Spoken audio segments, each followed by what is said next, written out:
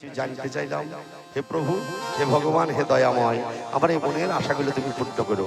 একটা কবিয়ালকে জিজ্ঞাসা করে ঠকানোর জন্য নয়, গানটিকে বর্ধিত করার জন্য। আমি যেমন ওনাকে গানটি করতে সাহায্য করলাম কিছু জিজ্ঞাসা রেখে, আমিও আশা রাখবো উনি আমাকে কিছু জিজ্ঞাসা রেখে আমাকে গানটি করতে সাহায্য করবেন।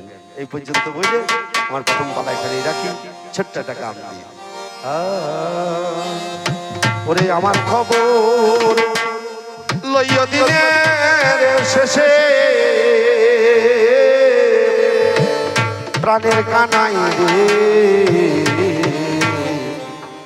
আমার খবর লইয়া দিনের শেষে, আমার খবর লইয়া দিনের শেষে প্রাণের কাহানাই রে, আমার খবরে লইয়া দিনের শেষে, আমার খবরে লইয়া দিনের শেষে প্রাণের কাহানাই রে, আমার খবরে লইয়া দিনের শেষে,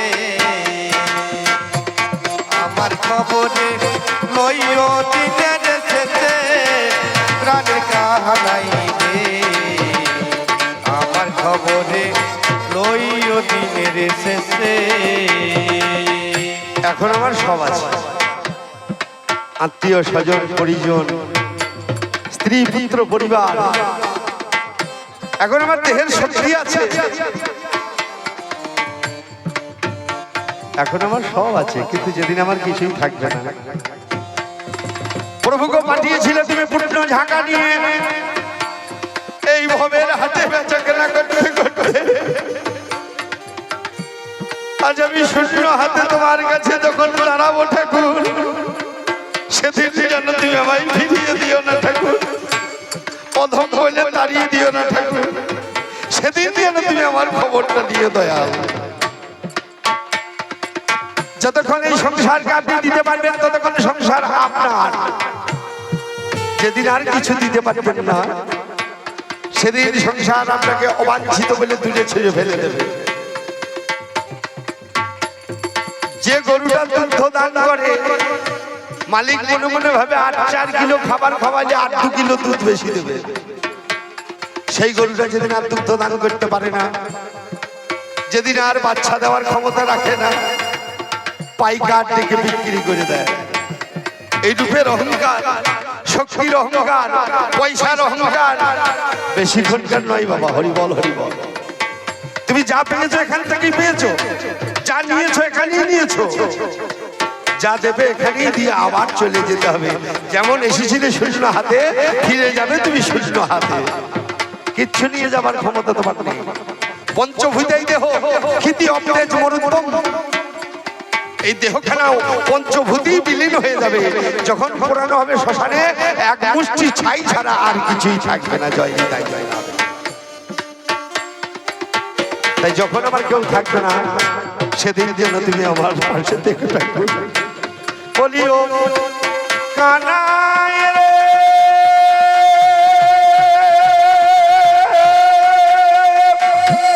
প্রথমে যেদিন হলো দেখা পাশানে পড়িল রেখা, দাঁড়িয়েছিলাম ওই না পথের পাশে, বলিও কানাই রে,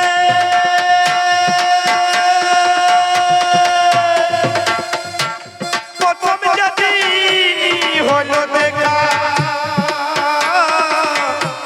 পাশানে পড়িল রেখা, দাঁড়িয়েছিলাম ওই না পথের ধারে,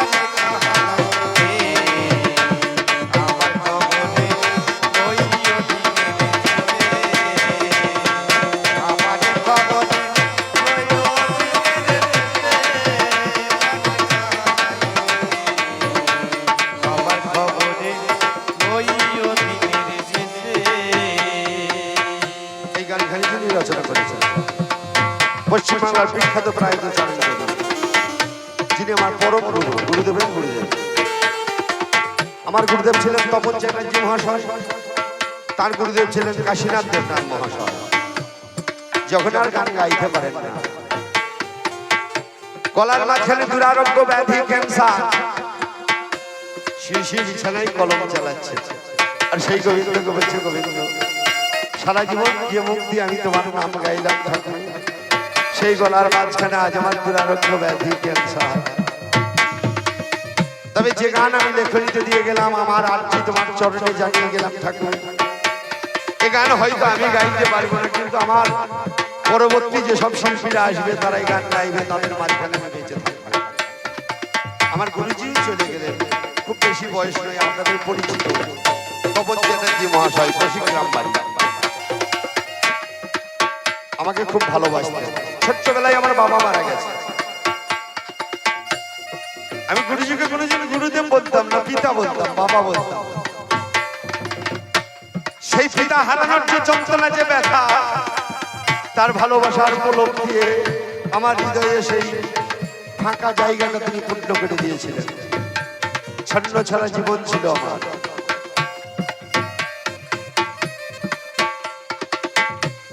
আমার জীবনের কোনো গতিপথ সোজা ছিল না, বুঝলেন, বাঁকা রাস্তার মানুষ ছিলাম।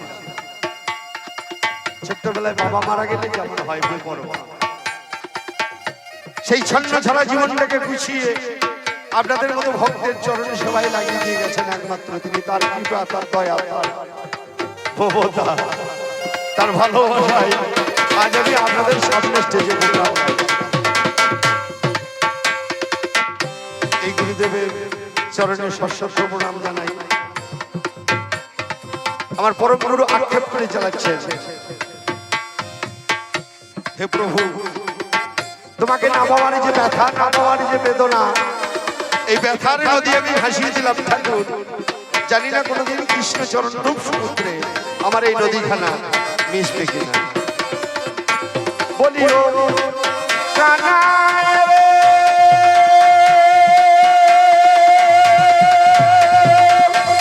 এই যে আমার ব্যথার নদী বয়ে চলে নিরবধি, জানি না সে কোন সাগরে সে। বলিও কানাই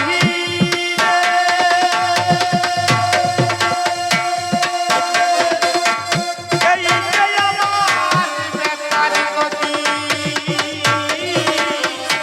বয়ে চলে নিরবধি, জানি না সে কোন সাগরে। বলিও কানায় রে, এই যে আমার ব্যথার নদী বয়ে চলে নিরবধি, জানি না সে কোন সাগরে সে। আমার কইছেন গুরু কাশীনাথে প্রাণ বন্ধু আজ খবর নিতে। কইছেন গুরু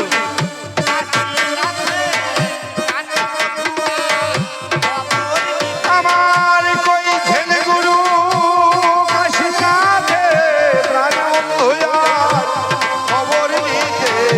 আসবে কিনা, আসবে দিনের শেষে,